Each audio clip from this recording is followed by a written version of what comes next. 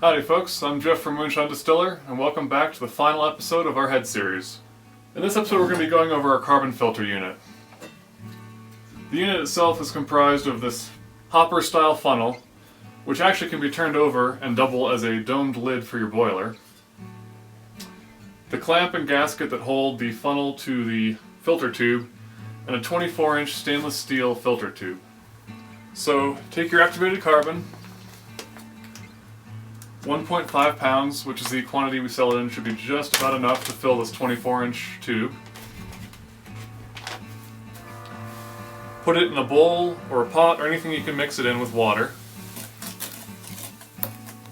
At this point, you're probably going to want to let it sit overnight. The carbon actually has a little bit of air trapped in it, so a lot of the particles will float to the surface. Letting it sit overnight and settle will allow this air to escape and the carbon to become saturated by water. Luckily, to save time, we have one that's already sat overnight. After it sits overnight, give it a stir and let it settle for an hour or two.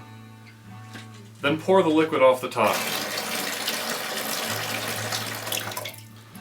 You will lose a little bit of carbon that's still floating on the top, but it shouldn't be a significant amount. Again, you can add more water, stir it again, and let it settle for another hour or two. Generally, I do this 2 or 3 times before actually adding it to the filter unit.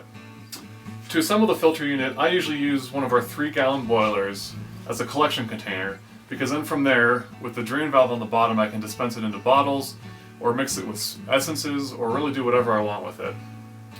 To use this as a filter unit and base, all you need to do is take a couple coffee filters. I generally use anywhere in the range of 4 to 6, but the slower it drains the better, and the more filters the slower it drains.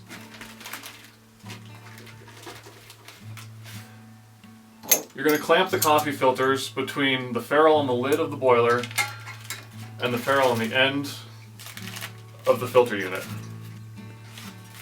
However, just so you can see the alternate way of doing it, and additionally so you can see how slowly the filtering process actually is, we're just going to put coffee filters over the end, slide your 2-inch hose clamp, available at most local hardware stores, over the top, and screw it into place so that it holds the coffee filters in place during the filtration process.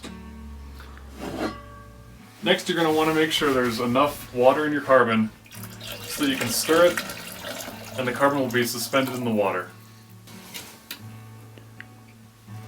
Flip the filter unit over and put the end in something that will help contain the water as you pour the carbon into the unit. Again, make sure the carbon's suspended by creating a little bit of a whirlpool action, and then dump the carbon into the filter unit.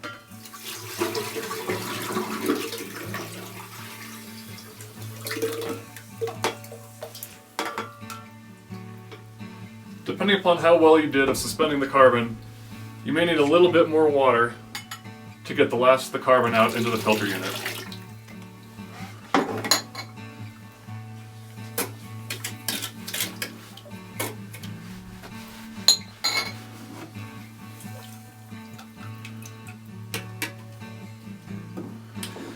The water should help the carbon settle into place and keep it void of any air pockets.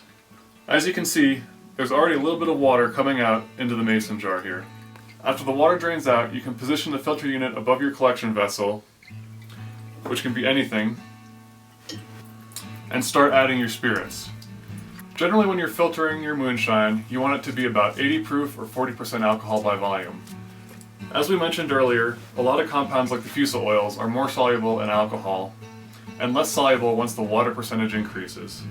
So by watering it down a little bit, these fusel oils are more easily trapped by the carbon. You can see we have a slow trickle coming out. This might even be a little bit fast, to be honest. Like I said, we've got about 5 filters here in place, and I generally use 6 or more. The more you use, the slower it will filter, and the better your product will taste in the end. Additionally, if you don't feel like standing here and holding it for a couple hours while it filters, you can use these little hooks to hook it onto something to keep it upright. So now you can see that the water is almost completely drained.